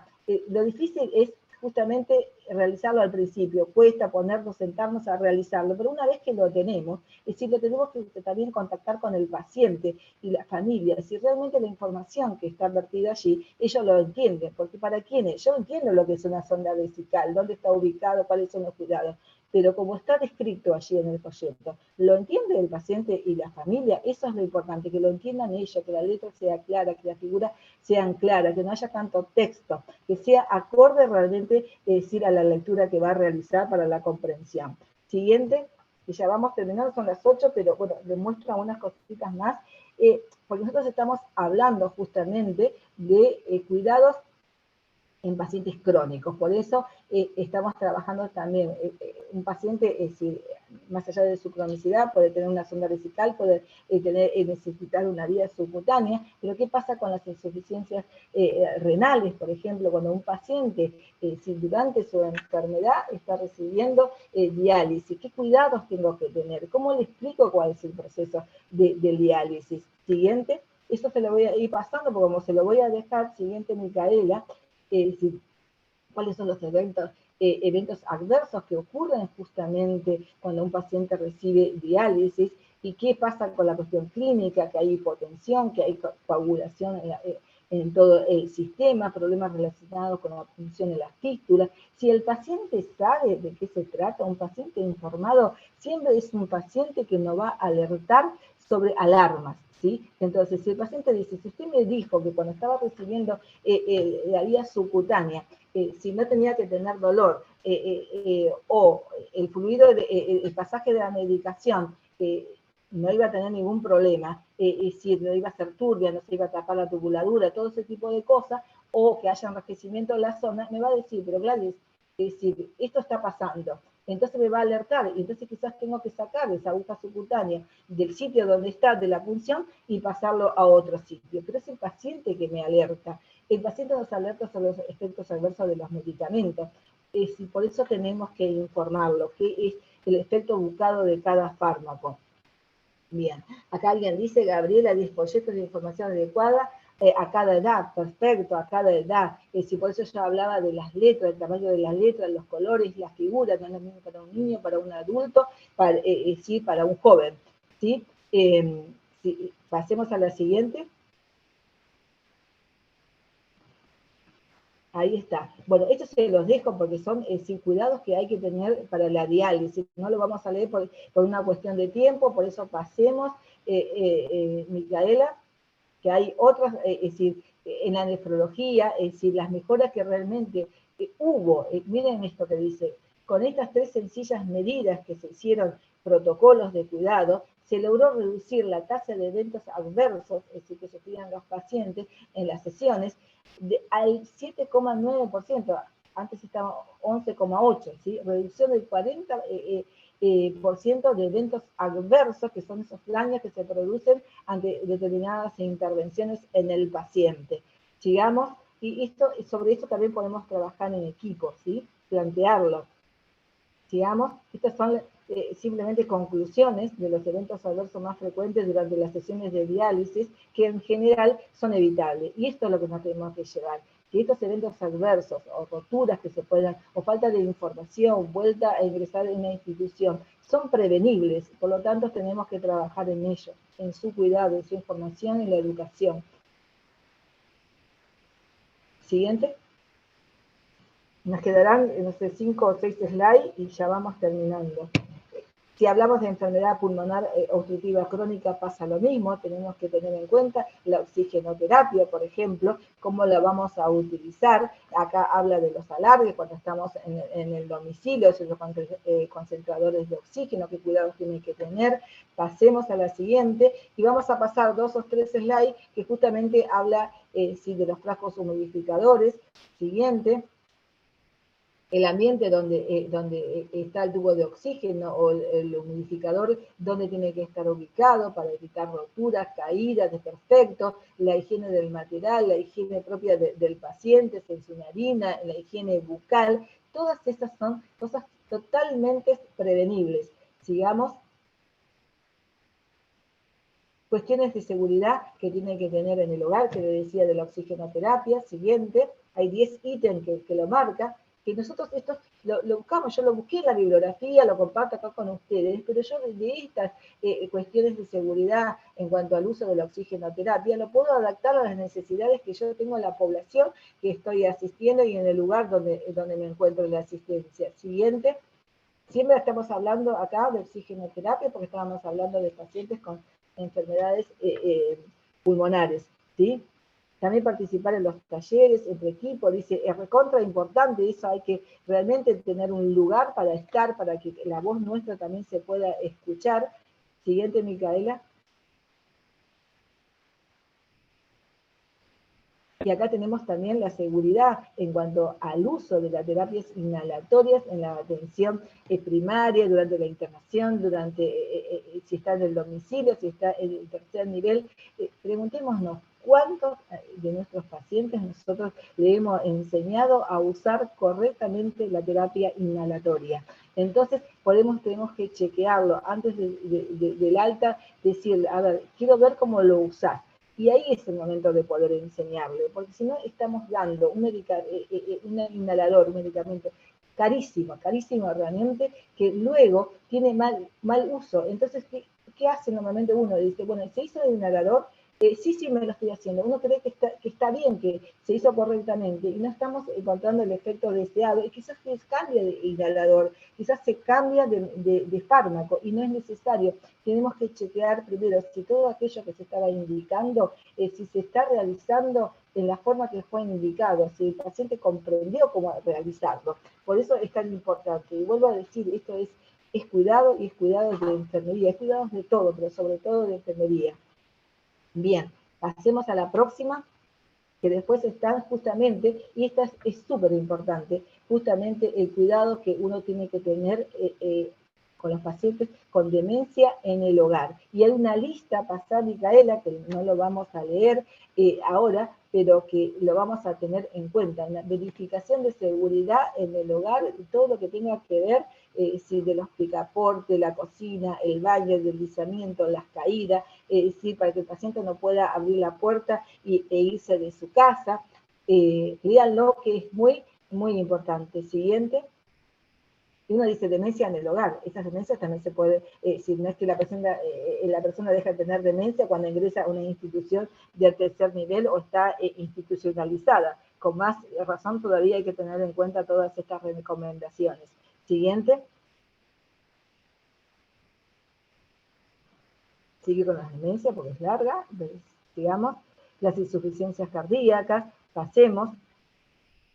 Que es todo un capítulo. Es decir, se imagina que nosotros, yo misma, de haber atendido a pacientes con oncología, hoy me tengo que ayornar con todos estos pacientes, porque si no iría como a ciega a atenderlo ante sus necesidades.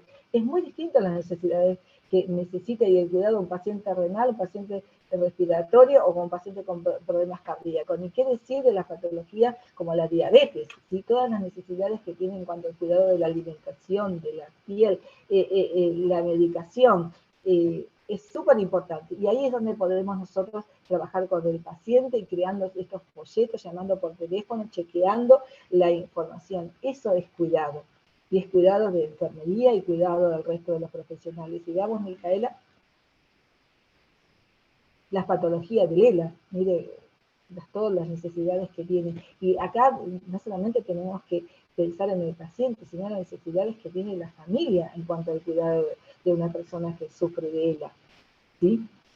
Y eso también es nuestra función, de poder ver cómo está la familia.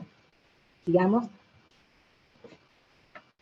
la fibrosis quística en pediatría, por eso decían también algunas que no era lo mismo el cuidado, los folletos para una determinada población. Sigamos, ya vamos terminando.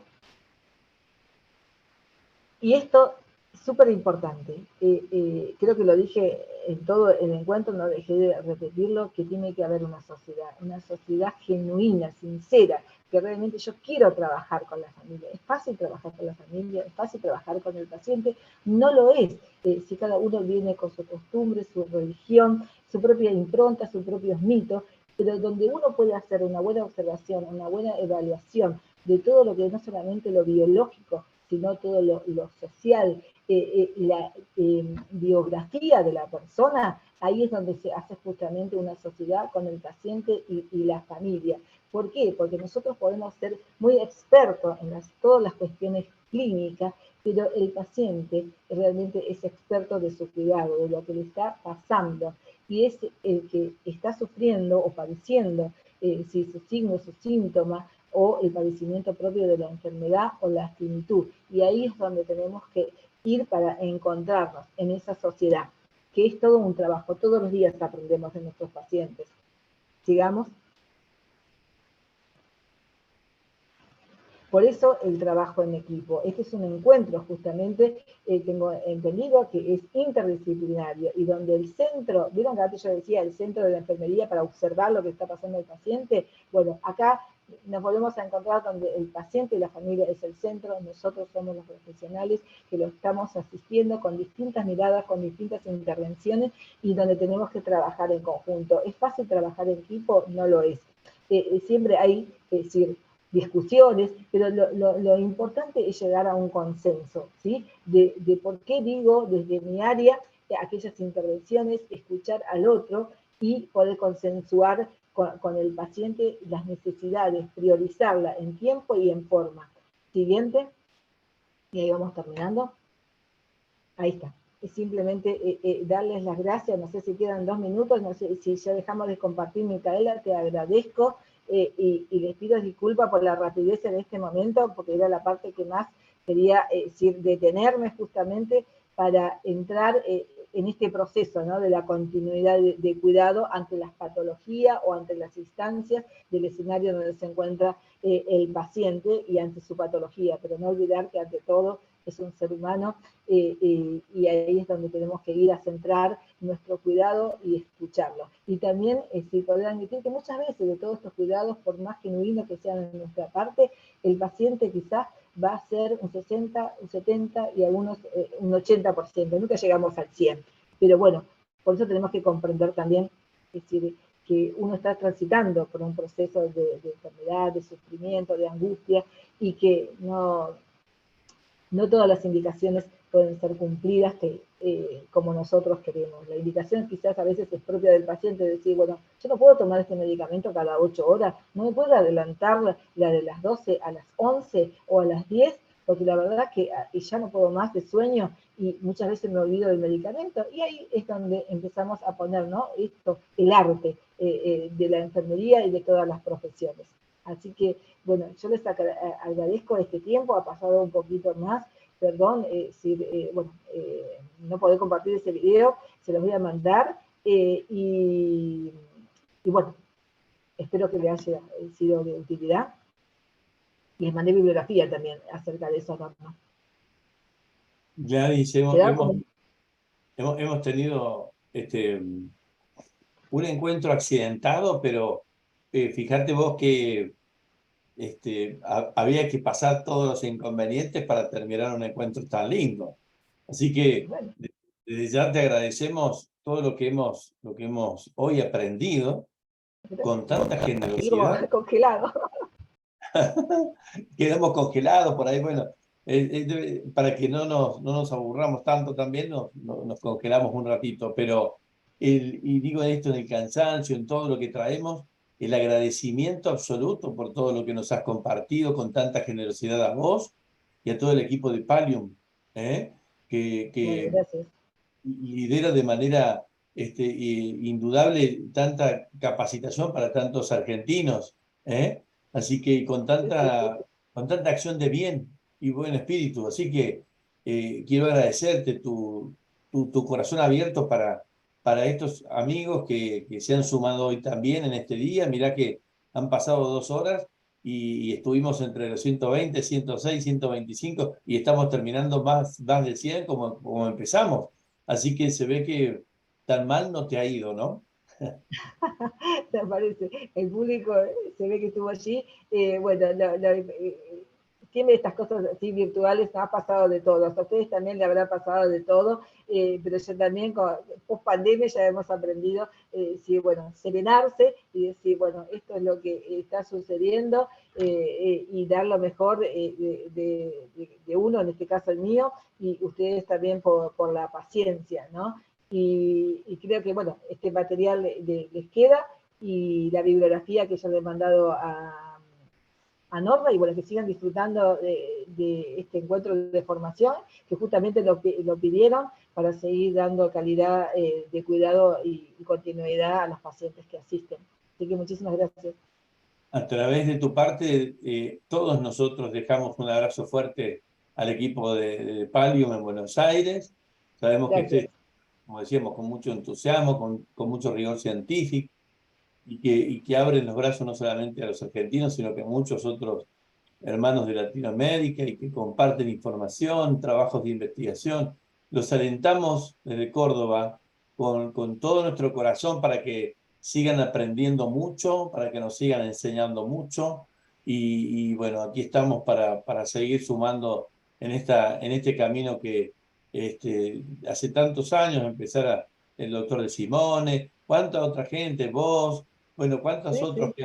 que han venido liderando en el tiempo, ¿no? De manera visionaria, y que bueno, me imagino la emoción como todos seguramente de alguna u otra manera hemos sentido en el corazón ante la alegría de una ley para toda la nación, ¿no? Eso, Sí. Fue muy lindo, muy emotivo. Realmente, estamos ahí ansiosos de la tarde, ya la noche, una noche súper fría, no sé cómo estaría en Córdoba, pero acá en Buenos Aires hacía mucho frío, sin cenar, porque no sabíamos si se iba prolongando el tiempo, pero bueno, feliz de haber estado allí y bueno, trabajemos con esto que vos decías, ¿no? Que esta ley se lleve a cabo. Y bueno, y seguir viéndonos seguramente en muchas oportunidades y seguir compartiendo, bueno, los cuidados paliativos. sí. Saludo grande al doctor Gustavo de parte nuestra. Gracias. Sí. Bueno, muchísimas gracias. Y Gracias. bueno, un abrazo a todos y a Norma también, que seguramente está por ahí. Y nos estamos viendo. Hasta luego. Nos estamos un Chau, aplauso chau. virtual, le mandamos un aplauso virtual. Como siempre hacemos nuestro aplauso virtual. Mirá de pie, Margarita te aplaude de pie. Ahí, está Bueno. Gracias. A ustedes también. Chao. Hasta Gracias, luego. gracias, un abrazo. Gracias. Igualmente. Gracias, Chau. Gladys. Muchas gracias. Gracias a vos, Norma, nos estamos comunicando. Sí, seguimos comunicada como siempre. Gracias. Dale. Chao, gracias por la invitación. Chao. Adiós. Chao. Chao. Bueno, gracias Norma también por este día de presencia tan importante con nosotros también hoy, con tu esfuerzo, tu tiempo, tu cariño de siempre. Y bueno, y nosotros cerramos. Norma, te saludamos también y te agradecemos a vos tu cariño, tu presencia de hoy. Y a todos un abrazo fuerte. Que tengamos unos buenos 15 días. Nos encontramos en 2 semanas, ¿es correcto? Ustedes, creo que es el día 18, ya les digo, cuando nos volvemos a encontrar, para no errar, el jueves 18, ¿verdad? Jueves 18, nos encontramos otra vez aquí otra vez en nuestro Zoom, donde vamos avanzando. Les recomiendo ir capitalizando estas cositas. El PowerPoint y el video se lo vamos a mandar a los grupos, vamos a colgarlo en el YouTube de San Pablo, donde están los otros materiales también, pero también vamos a mandar la reseña por los grupos de WhatsApp, para que rápidamente puedan tener acceso, y cuando van a trabajar o andamos en el colectivo, vamos y venimos, en un ratito siempre vamos refrescando algunos conceptos que nos hacen bien, en el bus, en casa, en la cama, el fin de semana, en el sillón, tomando algo cómodos, que tanto nos merecemos también. Quiero desearles un hermoso cierre de jornada y recordarles que les dije, hay varios ponentes todavía por delante. No recuerdo bien yo, porque estábamos con la inquietud de agregar alguna clase más. Tenemos la inquietud de sumar un módulo más relacionado a cuidados paliativos pediátricos en los niños. Creo que es muy importante. Vamos en ese intento de poder conseguir tenemos gente amiga, pero no siempre el tiempo en lo profesional de todos es igual, menos en los paliativistas pediatras que andan de acá para allá y son poquitos. Así que les mando un cariño en nombre de todo San Pablo. Doctora Sandra, no sé si estás todavía por ahí. Estuviste más temprano, te vi, y después ya no sé si estás, pero en nombre de todo el equipo de San Pablo, un cariño grande, con todo el corazón, que tengan una hermosa semana, mañana viernes, y aprender a relajarse, porque el que quiere hacer cuidados paliativos tiene que aprender a descansar, ¿sí? Si no se quema, Entonces, eso, la vida misma nos va enseñando que para ser un buen paliativista, una buena paliativista, tenemos que descansar, Nuestro corazón no siempre toma las distancias saludables, menos cuando a veces, en ningún momento en realidad uno tiene toda la experiencia para poder cuidárselo adecuadamente, ¿no? Y no digo porque haya que ponerse 1000 escudos, sino porque a veces uno sin querer compromete más el corazón, ¿no? La mente, las ocupaciones, la preocupación por el otro. Y más que preocuparnos, aprender a ocuparnos para hacer el mayor bien posible. El mayor bien posible. Se van a acordar de esa palabra, ¿no? Tenemos que hacer el mayor bien, ¿cómo? Posible, ¿no? No todo el bien que deseamos hacer lo vamos a poder hacer, ¿sí? Entonces, no creer que por eso no hemos hecho todo lo que podíamos hacer, ¿sí? Entonces, no todo el bien que deseamos hacer vamos a poder hacer. Lo bueno es hacer todo el bien posible. Esa es nuestra medida. Y lo tenemos que aprender a conocer y a conocernos también nosotros. Alguna vez nos sorprenderemos dando un poco más y otra vez nos sorprenderemos quizás no pudiendo dar todo lo que hubiéramos querido. Pero en definitiva, eso somos. Así que bienvenidos sean y seamos todos. Que tengamos una hermosa final de semana, un hermoso final de semana y linda semana la semana que viene. Nos vemos el 18, a las 17:45 hora Argentina más o menos. Y bueno, bendiciones, que Dios los cuide y las cuide a todas. Las conserve ellas buenas, felices. Chao.